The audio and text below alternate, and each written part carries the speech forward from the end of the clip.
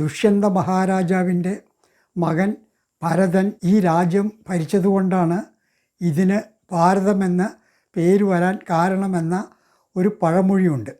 എന്നാൽ മഹാഭാരതത്തിലെ ഒരു ഉപകഥ മാത്രമാണ് ശകുന്തള ദുഷ്യന്തന്മാരുടേത്.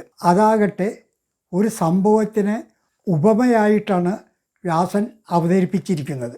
അതിങ്ങനെയാണ്: ഇതിനുദാഹരണമായിട്ടുണ്ടൊരു പഴങ്കഥ എന്ന് പറഞ്ഞാണ് കഥ തുടങ്ങുന്നത് തന്നെ. അപ്പോൾ മഹാഭാരത കാലത്ത് തന്നെ ഈ രാജ്യത്തിന് ഭാരതം എന്ന പേര് നിലനിന്നിരുന്നു. ഇനി ഇതിഹാസകാരൻ തന്നെ ഈ രാജ്യത്തെ ഭാരതവർഷം എന്നാണ് സംബോധന ചെയ്തിരിക്കുന്നത്. വേദത്തിൽ മറ്റൊന്നാണ് പറഞ്ഞിരിക്കുന്നത്.